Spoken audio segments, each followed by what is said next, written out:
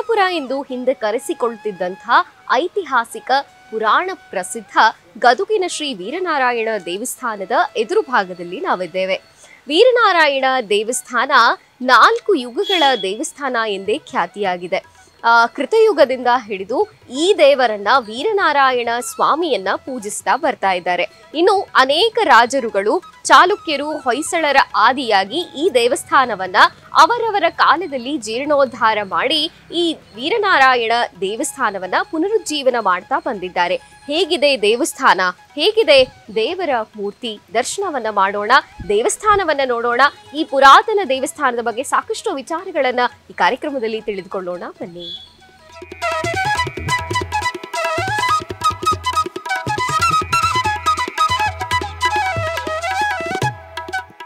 ವೀರನಾರಾಯಣನ ದೇವಸ್ಥಾನದಲ್ಲಿ ನಾವಿದ್ದೇವೆ.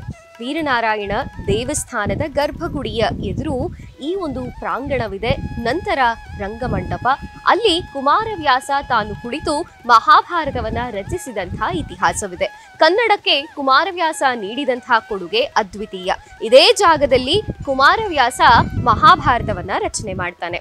ಇಲ್ಲಿ ಈ ದೇವಸ್ಥಾನದ ಮತ್ತೊಂದು ವಿಶೇಷ ಅಂದ್ರೆ ಇಲ್ಲಿ ಮೊದಲ ಪೂಜೆ, ಮೊದಲ ನೈವೇದ್ಯ, ಮೊದಲೆಲ್ಲವೂ ನಡೆಯೋದು, ಸ್ವಾಮಿಗೆ ಉತ್ಸವ ನಡೆಯೋದು ನರಸಿಂಹದೇವರಿಗೆ.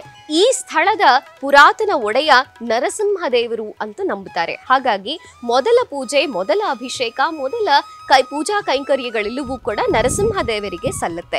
ಅದಾದ ಮೇಲೆ ವೀರನಾರಾಯಣ ಸ್ವಾಮಿಗೆ ಅಭಿಷೇಕ, ಅಲಂಕಾರ, ನೈವೇದ್ಯ, ಪೂಜಾ ಕೈಂಕರ್ಯಗಳು ನೆರವೇರುತ್ತೆ. ನರಸಿಂಹದೇವರ ಎದುರಿನಲ್ಲಿಯೇ ರಾಯರ ಸನ್ನಿಧಾನವನ್ನು ನಾವು ಕಾಣಬಹುದು. ನರಸಿಂಹದೇವರ ಹಿಂದುಗಡೆ ಭಾಗದಲ್ಲಿ ಶಿವನ ಒಂದು ಲಿಂಗ ರೂಪದ ಸನ್ನಿಧಾನವನ್ನ ಕೂಡ ನಾವು ಕಾಣಬಹುದು. ಹೇಗಿದೆ ದೇವಸ್ಥಾನ, ಹೇಗಿದೆ ಸ್ವಾಮಿ ವೀರನಾರಾಯಣನ ಈ ದಿವ್ಯ ಸನ್ನಿಧಿ, ಬನ್ನಿ ನಾನ್ ತೋರಿಸ್ತೀನಿ.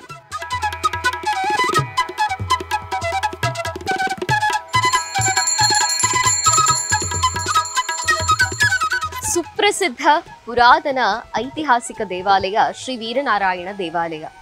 ಈಗ ವೀರನಾರಾಯಣ ದೇವಾಲಯದ ರಂಗಮಂಟಪದ ಎದುರುಗಡೆ ನಾವಿದ್ದೇವೆ. ವೀರನಾರಾಯಣ ದೇವಸ್ಥಾನ ಸುಮಾರು 4 ಯುಗಗಳ ಇತಿಹಾಸವನ್ನ ಹೊಂದಿದೆ ಅಂತ ಇಲ್ಲಿಯವರು ಹೇಳ್ತಾರೆ.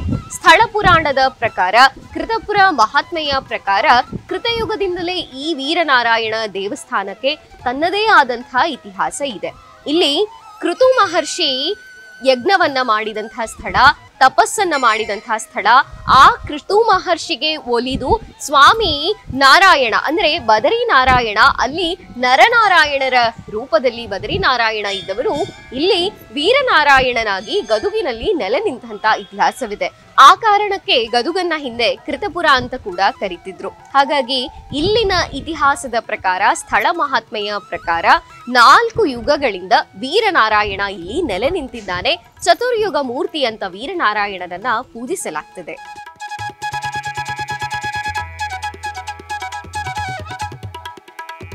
ಇದು ವೀರನಾರಾಯಣ ದೇವಸ್ಥಾನದ ಗರ್ಭಗುಡಿಯ ಎದುರಿಗಿರುವಂತಹ ರಂಗಮಂಟಪ.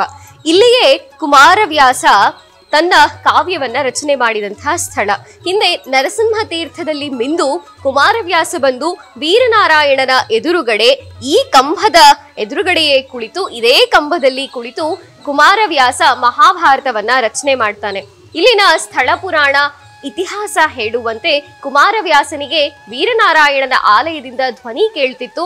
ಅದನ್ನೇ ಕುಮಾರವ್ಯಾಸ ಮಹಾಭಾರತವನ್ನಾಗಿ ರಚಿಸ್ತಾ ಹೋದ ಅನ್ನೋದು ಇಲ್ಲಿನ ಇತಿಹಾಸ, ಇಲ್ಲಿನ ಸುಪ್ರಸಿದ್ಧವಾದಂತಹ ಜನರ ಹೇಳಿಕೆಗಳು. ಹಾಗಾಗಿ ಕುಮಾರವ್ಯಾಸ ಇಲ್ಲಿ ಕುಳಿತು ಬರೆದಂತಹ ಈ ಕಂಬವು ಇವತ್ತು ಕುಮಾರವ್ಯಾಸ ಕಂಬ ಎಂದೇ ಈ ರಂಗಮಂಟಪದಲ್ಲಿ ಪ್ರಸಿದ್ಧಿಯನ್ನ ಪಡೆದುಕೊಂಡಿದೆ.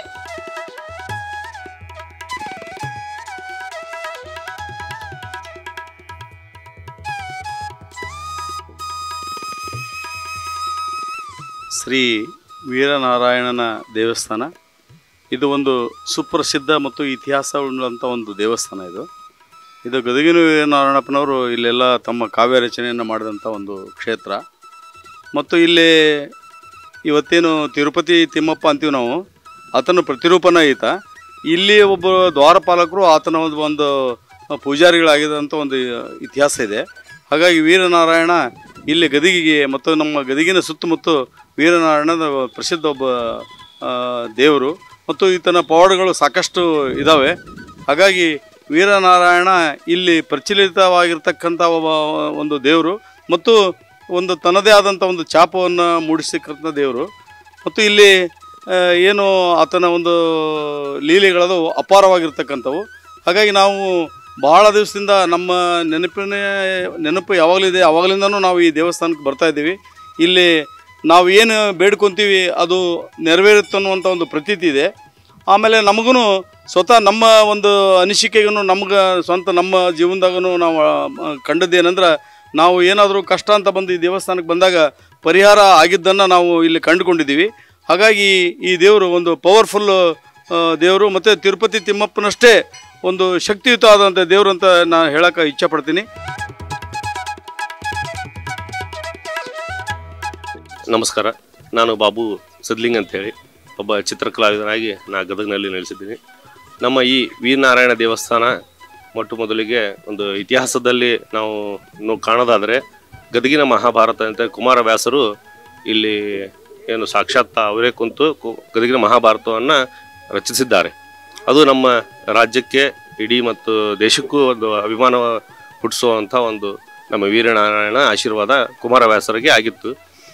ಅದೇ ರೀತಿ ಈ ಗದಗಿನ ಜನರಿಗೆ ವೀರನಾರಾಯಣನ ದರ್ಶನ ಅಂದರೆ ಭಾಳ ಪವಿತ್ರವಾದ ದರ್ಶನ.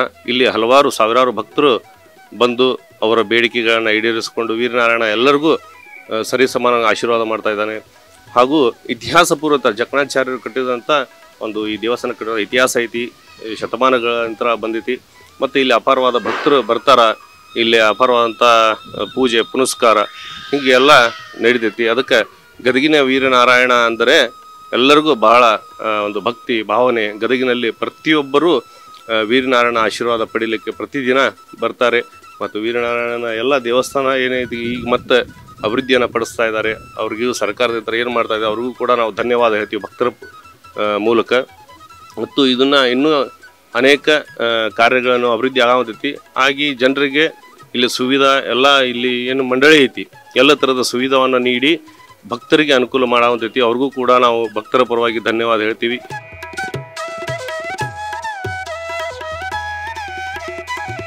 ಗದಗಿನಲ್ಲಿ ವೀರನಾರಾಯಣ ಅಂತ ಇದು 12ನೇ ಶತಮಾನಕ್ಕೆ ಬಂದದ್ದು. ಇವಾಗ ಏನು ಮಾಡಿದಾರೆ ಅಂದರೆ ಇದನ್ನು ಟೂರಿಸಮ್ ತೊಗೊಂಡಿದ್ದಾರೆ ಗೌರ್ಮೆಂಟ್ದವರು. ಈಗ ಇದನ್ನು ಸ್ಟಾರ್ಟ್ ಮಾಡಿದ್ದಾರೆ ಕಟ್ಟಲಿಕ್ಕೆ. ಈಗ ಏನಾಗಿದೆ ಎಲ್ಲ ಕಲ್ಲು ಹಾಕಿ ಎಲ್ಲ ಇದನ್ನು ಮಾಡಿದ್ದಾರೆ. ಮೊದಲು ಏನು ಇದ್ದಿದ್ದಿಲ್ಲ ಇದು. ಈಗ ಏನು ಬರೋರು ಭಕ್ತರೆಲ್ಲ ಇದನ್ನು ತಿರುಪತಿ ವೆಂಕಟಪ್ಪನ ಅಂತ ಹೇಳಿ ಇಲ್ಲಿ ಎಲ್ಲರೂ ಭಕ್ತರು ಬರ್ತಾರೆ. ಅವ್ರ ಆಸೆ ಅನುಮತಿ ಈಡೇರ್ತಾವೆ. ಮತ್ತು ಹೇಳಿದ ಪ್ರಕಾರ ಅಂದ್ರೆ ಇಲ್ಲಿ ಅಲ್ಲಿ ಏನು ತಿರುಪತಿಗೆ ಹೋಗೋದು ಏನದ ಇಲ್ಲೇ ಅದೇ ಟೈಪ ಇವ ವೀರನಾರಾಯಣ ಅಂತ ಏನು ಕಾಣ್ತಾನೆ. ಮತ್ತು ಇಲ್ಲಿ ಕುಮಾರವ್ಯಾಸ ಅಂತ ಬರೆದದ್ದು ಕಲ್ಲಿಗೆ ಅವರು ರಾತ್ರಿ ಇಲ್ಲಿ ಕೂತು ತೋರಿಸ್ಕೊಂಡು ಆಮೇಲೆ ಅಲ್ಲಿ ಬಂದು ಕುಮಾರವ್ಯಾಸ ಕಂಬದಲ್ಲಿ ನೋಡಿ ಬರೆದಿದ್ದಾರೆ. ಮತ್ತು ಅದನ್ನು ಹೇಳಬೇಕಂದ್ರೆ ಇಲ್ಲಿ ವೀರನಾರಾಯಣಕ್ಕೆ ಬಂದು ಎಲ್ಲರೂ ಅಲ್ಲಿ ತಿರುಪತಿಗೆ ಹೋಗೋದೇನು ಬೇಡ, ಇಲ್ಲೇ ವಿಧಾನಲ್ಲಪ್ಪ ಯಾಕೆ ಹೋಗೋದು ಅಂತ ಒಂದು ಅಭಿಪ್ರಾಯ ಐತಿ. ಮತ್ತು ಇದ್ರ ಹೇಳಬೇಕಂದ್ರೆ ಇದನ್ನು ಅಗದಿ ಪ್ರಾಚೀನ ಕಾಲದ ಬಂದು 12ನೇ ಶತಮಾನ ಬಂದಪ್ಪ ಇದಾದದ್ದು.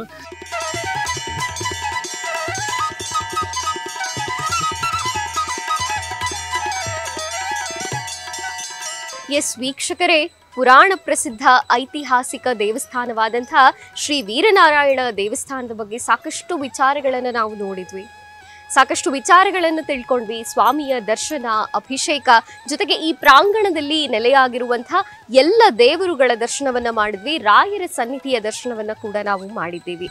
ಇಂಥ ವಿಶೇಷ ದೇವಾಲಯಗಳ ಬಗ್ಗೆ ಇಂಥ ವಿಶೇಷ ದೇವಾಲಯಗಳ ಬಗ್ಗೆ ಮತ್ತಷ್ಟು ತಿಳಿಸಿಕೊಡುವಂತಹ ಪ್ರಯತ್ನವನ್ನು ಕೂಡ ಮಾಡ್ತೀವಿ. ದೇವಸ್ಥಾನದ ಇತಿಹಾಸ ಬಹಳ ದೊಡ್ಡದು. ಪೌರಾಣಿಕ ಹಿನ್ನೆಲೆಯನ್ನಂತೂ ನಾವು ಅರ್ಥ ಮಾಡಿಕೊಳ್ಳಿಕ್ಕೆ ಸಾಕಷ್ಟು ಅಧ್ಯಯನದ ಅವಶ್ಯಕತೆ ಇರ್ತದೆ. ಅಂಥದ್ರಲ್ಲಿ ಪೌರಾಣಿಕ ಹಿನ್ನೆಲೆ, ಇದರ ಇತಿಹಾಸ, ವಾಸ್ತುಶಿಲ್ಪ, ಅನೇಕ ವಿಚಾರಗಳ ಬಗ್ಗೆ ವೀರನಾರಾಯಣ ದೇವಸ್ಥಾನದ ಈ ಒಂದು ಪುಣ್ಯ ಕ್ಷೇತ್ರದ ಬಗ್ಗೆ ನಮಗೆ ತಿಳಿಸಿಕೊಡ್ಲಿಕ್ಕೆ ಇತಿಹಾಸಕಾರರಾದಂತಹ ಡಾಕ್ಟರ್ ದತ್ತಪ್ರಸನ್ನ ಪಾಟೀಲ್ ಅವರು ನಮ್ಮ ಜೊತೆಗಿದ್ದಾರೆ. ಅವ್ರನ್ನ ಕಾರ್ಯಕ್ರಮಕ್ಕೆ ಸ್ವಾಗತಿಸೋಣ. ಸರ್ ನಮಸ್ತೆ, ಕಾರ್ಯಕ್ರಮಕ್ಕೆ ಸ್ವಾಗತ. ನಮಸ್ತೆ. ಐತಿಹಾಸಿಕ ಪ್ರಸಿದ್ಧವಾದಂತಹ ಪುರಾಣ ಕ್ಷೇತ್ರ ಇದು. ವೀರನಾರಾಯಣ ದೇವಸ್ಥಾನದಲ್ಲಿ ನಾವಿದ್ದೇವೆ. ವೀರನಾರಾಯಣ ದೇವಸ್ಥಾನ ಕೃತಪುರದಿಂದಲೂ ಅಂದ್ರೆ ಕೃತಯುಗದಿಂದಲೂ ಇದಿದೆ. ಅದಕ್ಕಾಗಿ ಕೃತು ಮಹರ್ಷಿಗಳಿಂದ ಇದು ಕೃತಪುರ ಆಯ್ತು ಅಂತೆಲ್ಲ ಕೇಳ್ತೀವಿ. ಹೌದಾ? 4 ಯುಗದ ಅಷ್ಟು ಪುರಾತನವಾದ ಈ ದೇವಾಲಯ, ಇದರ ಪೌರಾಣಿಕ ಹಿನ್ನೆಲೆ ಏನು ಸರ್? ಹೌದು, ನಮ್ಮ ವೀರನಾರಾಯಣ ದೇವಸ್ಥಾನಕ್ಕೆ ಭವಿಷ್ಯೋತ್ತರ ಪುರಾಣದಲ್ಲಿ ಕೃತಪುರ ಮಹಾತ್ಮೆಯಲ್ಲಿ ಕೂಡ ನಮ್ಮ ವೀರನಾರಾಯಣ ದೇವಸ್ಥಾನದ ವರ್ಣನೆಯನ್ನ ಮಾಡಲಾಗಿದೆ. ಈ ಭಾಗದಲ್ಲಿ ಇಲ್ಲಿ ಕಪ್ಪತಗುಡ್ಡ ಅಂತ ನಾವೇನು ನೈಸರ್ಗಿಕ ಒಂದು ಬಹಳ ಪ್ರಮುಖವಾದಂತಹ ತಾಣ ಇದೆ. ಅಲ್ಲಿ ಕಪೋತರಾಮ ರಾಕ್ಷಸ ಅನ್ನುವಂಥ ಒಬ್ಬ ರಾಕ್ಷಸ ಇದ್ದ ಅನ್ನುವಂಥ ಒಂದು ಪ್ರತೀತಿ. ಆ ಕಪೋತರಾಮನನ್ನ ಸಂಹಾರ ಮಾಡಲಿಕ್ಕೆ ಋಷಿಗಳು ತಪಸ್ಸನ್ನ ಮಾಡಿದರು.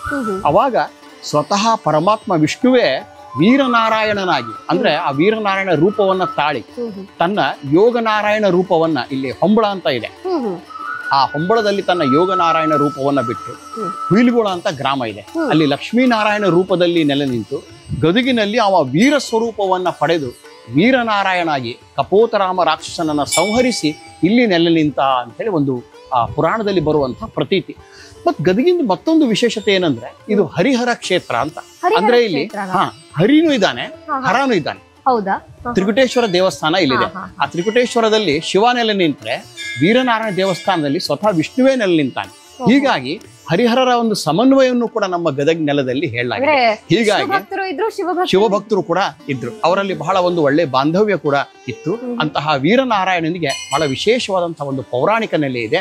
ಆ ತ್ರಿಕುಟೇಶ್ವರನೇ ವೀರನಾರಾಯಣನ ಪ್ರಾರ್ಥನೆ ಮಾಡ್ಕೊಂಡ ಭಕ್ತರ ಸಹಿತವಾಗಿ, ಇಲ್ಲ ನೀನು ರಾಕ್ಷಸನನ್ನ ಸಂಹಾರ ಮಾಡಿದ್ದೆ ಭಗವಂತ, ನೀ ಇಲ್ಲೇ ನೆಲೆಸಬೇಕು ಅಂತ ಪ್ರಾರ್ಥನೆ ಮಾಡ್ಕೊಂಡಾಗ ವೀರನಾರಾಯಣ ಇಲ್ಲಿ ನಿಂತುಕೊಂಡ ಅಂತ ಹೇಳ್ತಾರೆ. ಉಡುಪಿ ಅನ್ನಬ್ರಹ್ಮ, ನಮ್ಮ ಪಂಡರಿ ವಿಠಲ ನಾದಬ್ರಹ್ಮ, ಆದ್ರೆ ನಮ್ಮ ವೀರನಾರಾಯಣ ನೋಡಿ ದರ್ಶನ ಮಾಡಿಬಿಟ್ರೆ ಎಷ್ಟು ಸಂತೋಷ ಆಗ್ತದೆ. ಅಂತಹ ದರ್ಶನ ಬ್ರಹ್ಮ ಅಂತ ಹೇಳಿ ಒಂದು ಪೌರಾಣಿಕ ಪ್ರಸಿದ್ಧಿ ನಮ್ಮ ವೀರನಾರಾಯಣ ದೇವಾಲಯಕ್ಕಿದೆ. ಸರ್, ಇನ್ನು ಈ ದೇವಸ್ಥಾನವನ್ನ ನೋಡಿದಾಗ ಕೃತಯುಗದ ದೇವಸ್ಥಾನ ಅಂತ ಹೇಳ್ತೀವಿ. ಸಾಕಷ್ಟು ರಾಜರು ಇಲ್ಲಿ ಬಂದ್ರ, ಇದನ್ನ ಪುನರುಜ್ಜೀವನ ಮಾಡಿದ್ರ, ಅದ್ರ ಇತಿಹಾಸವೇನಿದೆ ಸರ್? ದೇವಸ್ಥಾನವನ್ನ ನೋಡಿದಾಗ ಬೇರೆ ಬೇರೆ ಶೈಲಿಯದ್ದು ಅಂತ ಅನ್ಸುತ್ತೆ. ಯಾವೆಲ್ಲ ರಾಜರುಗಳು ಇಲ್ಲಿ ಪುನರುಜ್ಜೀವನವನ್ನ ಮಾಡಿದ್ರು ಅದ್ರ ಬಗ್ಗೆ ಹೇಳಿ. ನಮ್ಮ ವೀರನಾರಾಯಣ ದೇವಾಲಯಕ್ಕೆ ಬಹಳ ವಿಶೇಷವಾದಂತಹ ಒಂದು ಹಿನ್ನೆಲೆ ಇದೆ.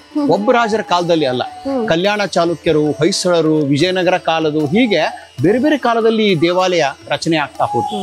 ನಮ್ಮ ವಿಷ್ಣುವರ್ಧನ ಇದಲ್ಲ, ವಿಷ್ಣುವರ್ಧನ ಅಂದ್ರೆ ನಮ್ಮ ಹೊಯ್ಸಳರ ಪ್ರಸಿದ್ಧ ಅರಸ. ವಿಷ್ಣುವರ್ಧನ ರಾಮಾನುಜಾಚಾರ್ಯರಿಂದ ಪ್ರಭಾವಿತನಾಗಿ ಅವ ಶ್ರೀ ವೈಷ್ಣವ ದೀಕ್ಷೆಯನ್ನು ತೆಗೆದುಕೊಂಡ್ಮೇಲೆ ಅವನು ಪಂಚನಾರಾಯಣ ದೇವಾಲಯಗಳನ್ನು 5 ದೇವಾಲಯ ನಾರಾಯಣ ದೇವ ನಿರ್ಮಾಣ ಮಾಡಿದ ಅಂತ ಒಂದು ಪ್ರತೀತಿ. ಹಾಗೇನೆ ಗದುಗಿನ ವೀರನಾರಾಯಣ ದೇವಾಲಯ ಕೂಡ ಹೊಯ್ಸಳ ಅರಸ ವಿಷ್ಣುವರ್ಧನ್ ನಿರ್ಮಾಣ ಮಾಡಿದ ಅಂತ ಒಂದು ನಮಗೆ ತಾಮ್ರಪಟದಲ್ಲಿ ಉಲ್ಲೇಖ ಸಿಗ್ತದೆ. ಆದ್ರೆ ನಮ್ಮ ವಿದ್ವಾಂಸರ ಪ್ರಕಾರ ಈ ವೀರನಾರಾಯಣ ಮೂರ್ತಿ ಏನಿದೆ ಅಲ್ಲ, ಇದು ವಿಜಯನಗರ ಕಾಲದ್ದು ಅಂತ ಅವರು ಹೇಳ್ತಾರೆ. ಇರ್ಲಿ, ಏನೇ ಬದಲಾವಣೆ ಇರ್ಲಿ, ಸ್ವಲ್ಪ ನೀವು ವಾಸ್ತುಶಿಲ್ಪ ಶೈಲಿ ನೋಡ್ತಾ ಬಂದ್ರೆ ಈ ಮೊದ್ಲಿನ ಕಟ್ಟಡ ಏನಿದೆ ನೋಡಿ, ಗರ್ಭಗೃಹ ಅಂತ ನಾವು ಕರಿತೀವಿ. ಗರ್ಭಗೃಹ ಅಂದ್ರೆ ದೇವರ ಮೂರ್ತಿ ಇರೋದು. ಅದ್ರ ಮುಂದಿನ ಭಾಗ ಅಂತರಾಳ ಅಂತ, ಅಂದ್ರೆ ಪೂಜಾರಿಗಳು ನಿಂತುಕೊಂಡು ಮಂಗಳಾರತಿಯನ್ನ ಮಾಡೋದು, ದೇವರ ಪೂಜೆ ಪುನಸ್ಕಾರ ಮಾಡೋದು ಅಂತರಾಳ, ಸುಖನಾಸಿ ಅಂತ ಕರಿತೀವಿ. ಅವೆರಡು. ಆಮೇಲೆ ಮುಂದಿರೋದು ನವರಂಗ ಅಂತ, ನಾವೀಗೇನ್ ನಿಂತು ನಮಸ್ಕಾರ ಮಾಡಿದ್ವಲ್ಲ ಆ ನವರಂಗ. ಇವೆಲ್ಲ ಕಲ್ಯಾಣ ಚಾಲುಕ್ಯರು ಮತ್ತು ಹೊಯ್ಸಳರ ಕಾಲದ ನಿರ್ಮಾಣ. ನಂತರ ಏನಿ ರಂಗಮಂಟಪ ಇದೆಯಲ್ಲ, ಆ ತೆರೆದ ರಂಗಮಂಟಪ, ಇಲ್ಲಿ ಏನು ಕುಮಾರವ್ಯಾಸ ಕುಳಿತು ಕರ್ನಾಟಕ ಭಾರತ ಕಥಾಮಂಜರಿ ಬರದ್ನಲ್ಲ, ಇದು ವಿಜಯನಗರ ಕಾಲದ್ದು ಅಂತ ನಿರ್ಮಾಣ ಅಂತ ವಿದ್ವಾಂಸರು ಡಾಕ್ಟರ್ ಸುಂದರ ಅವರು ಅಭಿಪ್ರಾಯ ಪಡ್ತಾರೆ. ಮುಂದೆ ನೀವು ಸ್ವಲ್ಪ ಮುಂದೆ ಬಂದ್ಬಿಟ್ರೆ ಗರುಡ ಮಂಟಪ ಇದೆ. ವಿಷ್ಣುವಿನ ವಾಹನ ಗರುಡ, ಗರುಡ ಆಕಾಶದಲ್ಲಿರೋನು. ಹೀಗಾಗಿ ಎತ್ತರವಾದಂತಹ ಒಂದು ಗರುಡ ಸ್ತಂಭವನ್ನು ಕೂಡ ಕಟ್ಟಿದ್ದಾರೆ. ಅದ್ರ ಮುಂದೆ ಒಂದು ಚಿಕ್ಕದಾದಂತಹ ಗರುಡ ಮಂಟಪ ಇದೆ. ಸಾಮಾನ್ಯವಾಗಿ ದೇವರ ಎದುರಿಗೆ ವಾಹನ ಮಂಟಪ ಇರ್ತದೆ. ಆಮೇಲೆ ಮುಂದಿರೋದು ಬಲಿಪೀಠ ಅಂತ ಹೇಳಿ, ಇದು ವಿಜಯನಗರ ಕಾಲದ ರಚನೆ. ವಿಜಯನಗರ ಕಾಲದಲ್ಲಿ ಅವ್ರು ಏನ್ ಮಾಡಿದ್ರು ಅಂದ್ರೆ, ದೇವರಿಗೆ ಜೊತೆಗೇನೆ ಇಡೀ ದೇವಾಲಯ ಸಂಕೀರ್ಣದಲ್ಲಿರುವಂತಹ ಎಲ್ಲಾ ದೇವರಿಗೆ ನೈವೇದ್ಯವನ್ನು ಅರ್ಪಿಸಬೇಕು ಅಂತ ಬಲಿಪೀಠವನ್ನ ಅವರು ಪ್ರಾರಂಭ ಮಾಡಿದ್ರು. ಅಂತ ಬಲಿಪೀಠ ಕೂಡ ನಮ್ಮ ವೀರನಾರಾಯಣ ದೇವಸ್ಥಾನ ಇದೆ. ಅದ್ರ ಮುಂದೆ ಇರೋದೇ ಗೋಪುರ ಅಂತ. ಇದನ್ನ ಕೃಷ್ಣ ದೇವರಾಯ ನಮ್ಮ ವಿಜಯನಗರದ ಪ್ರಸಿದ್ಧ ಅರಸ ಅವನ ಕಾಲದಲ್ಲಿ ಪ್ರಾರಂಭ ಮಾಡಿದ್ರು. ಅದಕ್ಕೆ ನಾವು ರಾಯ ಗೋಪುರ ಅಂತ ಕರಿತೀವಿ. ಬಹಳ ಎತ್ತರವಾಗಿ, ಬಹಳ ದೂರದಿಂದಲೇ ಭಕ್ತರಿಗೆ ಇಲ್ಲೊಂದು ಮಹತ್ವ ದೇವಸ್ಥಾನ ಇದೆ ಅಂತ ಗೊತ್ತಾಗ್ಬೇಕು. ಹಿಂಗಾಗಿ ಆ ರಾಯ ಗೋಪುರವನ್ನು ಕೂಡ ನಿರ್ಮಾಣ ಮಾಡಿದ್ರು. ಅದ್ರ ಮೇಲೆ ಬೇರೆ ಬೇರೆ ಚಿತ್ರಗಳನ್ನ, ಉಬ್ಬು ಶಿಲ್ಪಗಳನ್ನು ಕೂಡ ಮಾಡಿದ್ರು. ಅಂತ ರಾಯ ಗೋಪುರವನ್ನು ಕೂಡ ನಾವು ನೋಡ್ತಾ ಇದೀವಿ. ಇದು ನಮ್ಮ ವೀರನಾರಾಯಣ ದೇವರ ವಾಸ್ತುಶಿಲ್ಪದ ರಚನೆ ಈ ರೀತಿಯಾಗಿ. ಗೋಪುರದ ಮುಂದೆ ಒಂದು ಸಣ್ಣ ಬಾವಿಯನ್ನು ಕೂಡ ನಾವು ನೋಡ್ತೀವಲ್ಲ, ಅದಕ್ಕೆ ನಾವು ಓಕಳಿ ಬಾವಿ ಅಂತ ಕರಿತೀವಿ, ಒಂದು ಚಿಕ್ಕ ಬಾವಿ. ಈ ಗೋಕುಲಾಷ್ಟಮಿ ಮತ್ತು ಹೋಳಿ ಹುಣ್ಣಿಮೆ ಬೇರೆ ಬೇರೆ ಸಂದರ್ಭಗಳಲ್ಲಿ ವಿಜಯನಗರ ಕಾಲದಲ್ಲಿ ಉತ್ಸವಗಳು ಕೂಡ ನಡೀತಾ ಇದ್ವು. ದೇವಾಲಯ ಆ ಕಾಲದಲ್ಲಿ ಒಂದು ಬಹಳ ಪ್ರಮುಖವಾದ ಸಾಂಸ್ಕೃತಿಕ ಕೇಂದ್ರ ಆಗಿತ್ತು. ಹೀಗಾಗಿ ಅಂತಹ ಬಾವಿಗಳ ನಿರ್ಮಾಣ ಕೂಡ ಇಲ್ಲಿ ಆಯ್ತು. ಅದರ ನಂತರ ಇನ್ನ ದೇವಸ್ಥಾನಕ್ಕೆ 2 ದ್ವಾರಗಳಿದೆ. ಇಲ್ಲಿ ರಾಯಗೋಪುರದ್ದು ನೀವು ಒಂದು ಹೇಳಿದ್ರಿ, ದಕ್ಷಿಣದಲ್ಲಿ ಒಂದು ದ್ವಾರ ಇದೆ. ಅದಕ್ಕೂ ಏನಾದ್ರು ಇತಿಹಾಸ ಇದೆಯಾ? ಹೌದು, ಇದು ಕಲ್ಯಾಣ ಚಾಲುಕ್ಯರ ಕಾಲದ ರಚನೆ. ಕಲ್ಯಾಣ ಚಾಲುಕ್ಯರ ಕಾಲದವ್ರು ಏನ್ ಮಾಡಿದ್ರು ಅಂತಂದ್ರೆ, ಪೂಜಾರಿಗಳು ಮಡಿಯಿಂದ ಬರಲಿಕ್ಕೆ, ರಾಜರು, ಮಹಾರಾಜರು, ಗಣ್ಯ ವ್ಯಕ್ತಿಗಳು, ಸರ್ದಾರರು ಬರಲಿಕ್ಕೆ ಅವರು ದಕ್ಷಿಣ ಒಂದು ದ್ವಾರವನ್ನು ಕೂಡ ಕೊಟ್ಟರು. ಆ ದಕ್ಷಿಣ ದ್ವಾರವನ್ನು ನೀವು ನೋಡ್ಬೋದು. ಹಾಗೆ ಮುಖ್ಯ ದೇವಸ್ಥಾನ ಕೂಡ ಒಂದು ದ್ವಾರ ಇದೆ. ಜನಸಾಮಾನ್ಯರು, ಸದ್ಭಕ್ತರು ಬರಲಿಕ್ಕೆ ಅವರು ಮುಖ್ಯ ದ್ವಾರವನ್ನು ಕೂಡ ಅವರು ನಿರ್ಮಾಣ ಮಾಡ್ತಿದ್ರು. ಇನ್ನು ದೇವಸ್ಥಾನದ ದರ್ಶನವನ್ನ ಮಾಡ್ಕೊಂಡು ಹೊರಗೆ ಬಂದಾಗ ಅಲ್ಲೊಂದು ದೊಡ್ಡ ಕಟ್ಟೆಯನ್ನ ಕಾಣ್ತೀವಿ, ಜಗಲಿ ತರ. ಆ ಕಟ್ಟೆಗೆ ಏನಾದ್ರು ಇತಿಹಾಸ ಇದೆಯಾ? ನಾನೆಲ್ಲೋ ಕೇಳ್ಪಟ್ಟಿದ್ದೆ ಇದು ಸುರಂಗ ಮಾರ್ಗ, ಹಂಪಿ ತನಕ ಇದರ ಕನೆಕ್ಟಿವಿಟಿ ಇದೆ ಅಂತ. ನಿಜಾನಾ ಸರ್ ಅದು? ಈ ಸುರಂಗ ಮಾರ್ಗದ ಬಗ್ಗೆ ಅನೇಕ ಕಥೆಗಳು, ಐತಿಹ್ಯಗಳು ಇವೆ. ಬಟ್ ನಿಜವಾಗಿಯೂ ಅದನ್ನು ಸಂಶೋಧನೆ ಮಾಡಿದ್ದು ಏನು ಅನ್ನೋದನ್ನ ಯಾರಿಗೂ ಹೇಳಿಕ್ಕಾಗಿಲ್ಲ. ಬಹುಶಃ ಇಲ್ಲಿ ಯಾವುದೋ ಒಂದು ಕಟ್ಟಡ ಇರಬಹುದು ಅಂತ ವಿದ್ವಾಂಸರು ಅಭಿಪ್ರಾಯ ಪಡ್ತಾರೆ. ಇಲ್ಲಿಂದ ಹಂಪಿವರೆಗೂ ಕೂಡ ಸುರಂಗ ಮಾರ್ಗ ಇದೆ ಅನ್ನೋದನ್ನ ನಾವು ಸಂಶೋಧನೆ ಉತ್ಖನನ ಮಾಡಿದಾಗನೇ ನೋಡ್ಬೋದು. ಅದ್ರ ಬಗ್ಗೆ ನಾವು ನಿಖರವಾಗಿ ಏನು ಹೇಳಲಿಕ್ಕೆ ಸಾಧ್ಯ ಇಲ್ಲ. ಆದ್ರೆ ಈ ದೇವಾಲಯದ ಸಂಕೀರ್ಣದಲ್ಲಿ 2 ಪ್ರಮುಖ ದೇವಾಲಯಗಳಿವೆ. ಆ 3 ಇವೆ. ಒಂದು ಲಕ್ಷ್ಮೀ ನರಸಿಂಹ ದೇವಸ್ಥಾನ ಇದೆ, ಒಂದು ಸರ್ಪೇಶ್ವರ ದೇವಸ್ಥಾನ ಇದೆ. ಸರ್ಪೇಶ್ವರ ದೇವಸ್ಥಾನಕ್ಕೆ ತಂದೆ ಆದಂತಹ ಒಂದು ಪೌರಾಣಿಕ ಕಥೆ ಇದೆ. ಹಿಂದೆ ಮಹಾಭಾರತದಲ್ಲಿ ಜನಮೇಜಯ ಇಲ್ಲಿ ಸರ್ಪಯಾಗವನ್ನು ಮಾಡಿದ, ಅದಕ್ಕೆ ಸರ್ಪೇಶ್ವರ ಅಂತ ಹೆಸರಿದೆ. ಹಾಗೇನೆ ಇಲ್ಲಿ ಲಕ್ಷ್ಮೀ ನರಸಿಂಹ ದೇವಸ್ಥಾನ ಇದೆ. ಅದು ಕದಂಬನಾಗರ ಶೈಲಿಯ ಗೋಪುರವನ್ನ ಹೊಂದಿದೆ. ನಮ್ಮ ವೀರನಾರಾಯಣ ದೇವಾಲಯ ದ್ರಾವಿಡ ಶೈಲಿಯ ಶಿಖರವನ್ನು ಹೊಂದಿದೆ. ಇವತ್ತಿಗೂ ಲಕ್ಷ್ಮೀ ನರಸಿಂಹ ದೇವಸ್ಥಾನ ಪೂಜೆ ಮಾಡಿ ನಂತರ ವೀರನಾರಾಯಣ ದೇವಸ್ಥಾನ ಪೂಜೆ ಮಾಡ್ತಾರೆ. ಯಾಕಂದ್ರೆ ಈ ದೇವಾಲಯಕ್ಕಿಂತ ಮೊದಲೇ ಲಕ್ಷ್ಮೀ ನರಸಿಂಹ ದೇವಸ್ಥಾನ ಇತ್ತು. ಇಲ್ಲಿನ ಕ್ಷೇತ್ರ ಮೂರ್ತಿ ಲಕ್ಷ್ಮೀ ನರಸಿಂಹ. ಆಮೇಲೆ ಇಲ್ಲಿ ರಾಯರ ಬೃಂದಾವನ ಕೂಡ ಇದೆ. ನಮ್ಮ ಮೂಲ ಮಂತ್ರಾಲಯ ಸ್ವಾಮಿಗಳು, ರಾಘವೇಂದ್ರ ಸ್ವಾಮಿಗಳ ಮೂಲ ಮೃತ್ತಿಕೆಯನ್ನು ತೆಗೆದುಕೊಂಡು ಬಂದು ಇಲ್ಲಿ ಬೃಂದಾವನ ನಿರ್ಮಾಣ ಮಾಡಿದ್ದಾರೆ. ಹೀಗೆ ಹಲವು ದೇವತೆಗಳನ್ನು ಹೊಂದಿರುವಂತಹ ಒಂದು ದೇವಾಲಯ ಸಂಕೀರ್ಣನೇ ಇಲ್ಲಿದೆ. ಜೊತೆಗೆ ಈ ದೇವಾಲಯಕ್ಕೆ ಸಂಬಂಧಪಟ್ಟಂತಹ ಅನೇಕ ಶಾಸನಗಳು ಕೂಡ ಇಲ್ಲಿವೆ. ಇಲ್ಲಿಯ ಕೆಲವು ಗ್ರಾಮಗಳನ್ನ ದೇವಾಲಯದ ಪೂಜೆಗಾಗಿ ದತ್ತಿ ಬಿಟ್ಟಿದ್ರು. ಇಲ್ಲಿ ಹಂದಿಗೋಳ ಅಂತ ಗ್ರಾಮ ಇದೆ, ಹಿರೇಯ ಹಂದಿಗೋಳ, ಚಿಕ್ಕ ಹಂದಿಗೋಳ. ಆ ಗ್ರಾಮದ ಎಷ್ಟೋ ಜಮೀನುಗಳನ್ನ ಈ ದೇವಸ್ಥಾನ ನಡೆಸಲಿಕ್ಕೆ ಹಿಂದೆ ಕಲ್ಯಾಣ ಚಾಲುಕ್ಯರು ಮತ್ತು ಹೊಯ್ಸಳರ ಕಾಲದಲ್ಲಿ ದಾನವನ್ನು ಕೊಟ್ಟ ಉಲ್ಲೇಖ ಕೂಡ ನಮಗೆ ಶಾಸನಗಳಲ್ಲಿ ಸಿಗ್ತಾ ಇದೆ. ಇವತ್ತಿಗೂ ಇಲ್ಲಿ ಆ ಶಾಸನಗಳಿದೆಯಾ? ಇವತ್ತಿಗೂ ಶಾಸನಗಳಿವೆ. ಇವತ್ತಿಗೂ ಶಾಸನಗಳ ಉಲ್ಲೇಖ ಇವೆ. ನೋಡ್ಬೋದು, ಆ ಶಾಸನಗಳನ್ನು ಕೂಡ ನಾವು ನೋಡ್ಬೋದು. ಇನ್ನು ವಿಶೇಷವಾಗಿ ವೀರನಾರಾಯಣ ದೇವಸ್ಥಾನದ ಒಂದು ಶೈಲಿಯನ್ನ ನೋಡಿದಾಗ, ನೀವು ವಾಸ್ತುಶಿಲ್ಪದ ಬಗ್ಗೆ ಹೇಳ್ತಿದ್ರಿ, ನಮಗೆ ಇಲ್ಲಿನ ಕಂಬಗಳನ್ನ ನೋಡಿದಾಗ ಇದು ಒಂದೇ ಬಗೆಯ ಕೆತ್ತನೆಯದ ಅಥವಾ ಬೇರೆ ಬೇರೆ ಇದೆಯಾ ಸರ್ ಇದ್ರೊಳಗೆ? ಇಲ್ಲ, ಇಲ್ಲಿ ಕಂಬಗಳ ಕೆತ್ತನೆಯಲ್ಲಿ ಬಹಳ ವೈವಿಧ್ಯತೆ ಇದೆ. ನೀವು ನವರಂಗ ಅಂದ್ರೆ ಗರ್ಭಗೃಹ, ಸುಖನಾಸಿ ನಂತರ ನವರಂಗಕ್ಕೆ ಬಂದ್ರೆ ಅಲ್ಲಿ ಕಲ್ಯಾಣ ಚಾಲುಕ್ಯರ ಶೈಲಿಯ ಕಂಬ ಇದೆ. ರಂಗಮಂಟಪಕ್ಕೆ ಬಂದ್ಬಿಟ್ರೆ ಅಲ್ಲಿ ವಿಜಯನಗರ ಶೈಲಿಯ ಕಂಬಗಳಿವೆ. ಸೊ ಪಲ್ಲವರ ಪ್ರಭಾವವನ್ನು ಕೂಡ ನಾವು ಕಾಣ್ತಾ ಇದೀವಿ. ಇಡೀ ನಮ್ಮ ವೀರನಾರಾಯಣ ದೇವರ ಬಹಳ ವಿಶೇಷತೆ ಏನು ಅಂತಂದ್ರೆ ಕುಮಾರವ್ಯಾಸ. ಕುಮಾರವ್ಯಾಸ ಏನ್ ಮಾಡಿದ ಅಂತಂದ್ರೆ, ಅವನು ಕುಮಾರ ವ್ಯಾಸ ಅಂದ್ರೆ ವ್ಯಾಸನ ಒಬ್ಬ ಕುವರ ಅನ್ನುವ ರೀತಿಯಲ್ಲಿ, ಅಂದ್ರೆ ನಾವು ಆಡ್ಭಾಷೆಯಲ್ಲಿ ಜೂನಿಯರ್ ವ್ಯಾಸ ಅಂತ ಹೇಳ್ಬೋದು. ಅವನು ಮೂಲ ಸಂಸ್ಕೃತದ ಮಹಾಭಾರತವನ್ನ ಕನ್ನಡದಲ್ಲಿ ಅದರ 10 ಪರ್ವಗಳನ್ನು ತೆಗೆದುಕೊಂಡು ಕರ್ನಾಟಕ ಭಾರತ ಕಥಾಮಂಜರಿ ಅಂತ ಬರೆದ.